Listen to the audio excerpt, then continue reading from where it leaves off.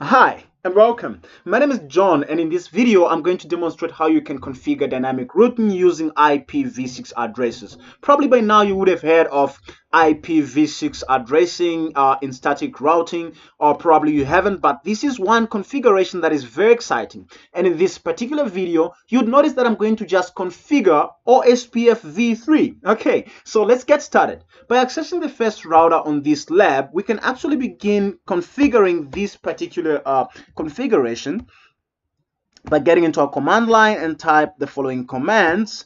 And then once we've done that, we can type IPv6 unicast routing to enable IPv6 addressing in this particular Cisco router. All right, so I'm going to proceed and type interface gigabit 0/0. This is the interface that is linking the switch to this router. I'm going to assign an IP address to it, which is going to be IPv6 address. IPv6 address 2001:201. That is going to be :60 :1/64. All right, and then I'm going to have that interface up, and then I can proceed and configure the following interface, which is the serial interface linking the router to the other router. Okay, so interface is serial 0/0/0, IPv6 address, that is going to be IPv6 address 2001:165. Okay, that's going to be :61 :1/64, and then I'll type a no shot for that particular interface to go up.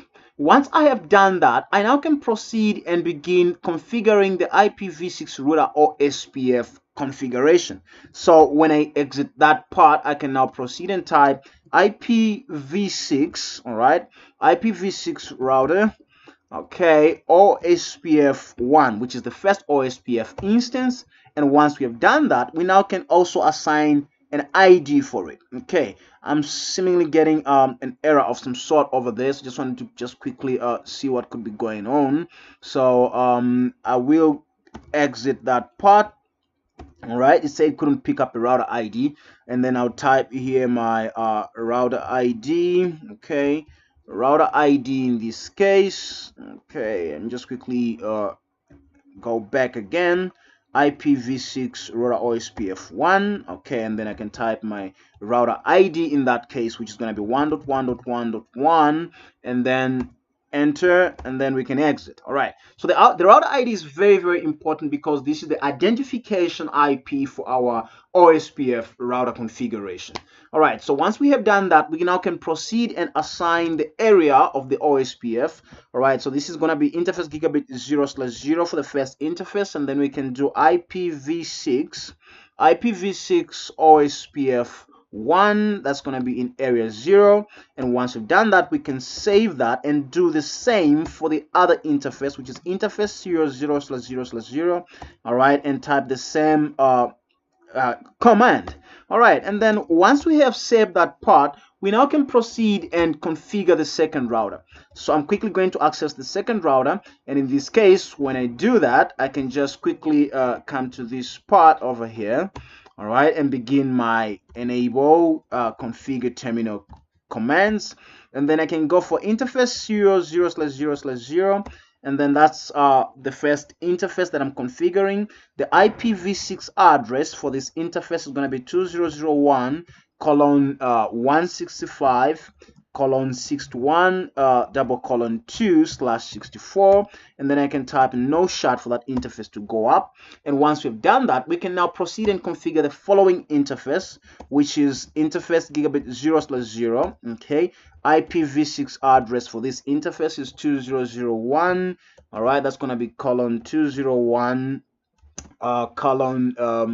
that's going to be 62. Okay, sorry for that. It's going to be 62 :1, no shot. Okay, all right, it says incomplete command, so just want to quickly check. Oh yeah, sure, /64 and then no shot. Okay, so once we have done that, we now can proceed and do the router OSPF configuration for this particular router. So I'm going to exit that part and type IPv6 router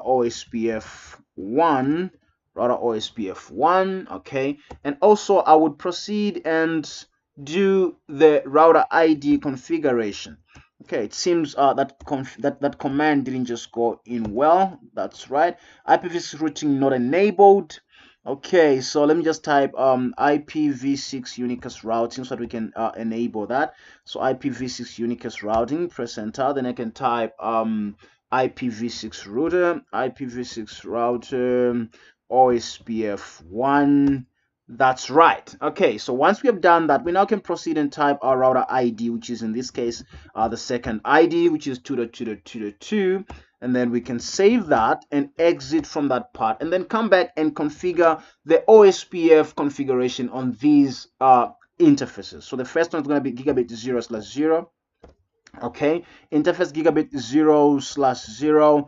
All right, and then we can type the IPv6 OSPF1, and then we can also specify the area, which is area 0, and save that. We also have to do the same for the other interface, which is an interface 0/0/0/0. Okay, and then once we have done that and saved that, we now can proceed and begin to do the testing. All right, for me, this is the most exciting part. This is the part when I've actually seen all the interfaces have gone up and everything looks to be ready. Then all we need to do is to type a show IPv6 route. Okay, it seems most of these interfaces are actually picking up now, so I'm going to proceed and do an show IPv6 route and then see what comes out of that. Okay, notice that by the moment you'd actually do an IPv6 route command to simply check and see what is running, your Cisco router would actually display the IP addresses and how they're directly linked to each and every interface, and how everything is going to actually transmit packets of data from one router to the other. All right, so once we have displayed that, we now can proceed and try to do an actual test. For instance, in this case, from my second router, I would like to see if I can reach the other router and eventually the server or the device that is on the other side. Like in this case, I'll proceed and type a ping.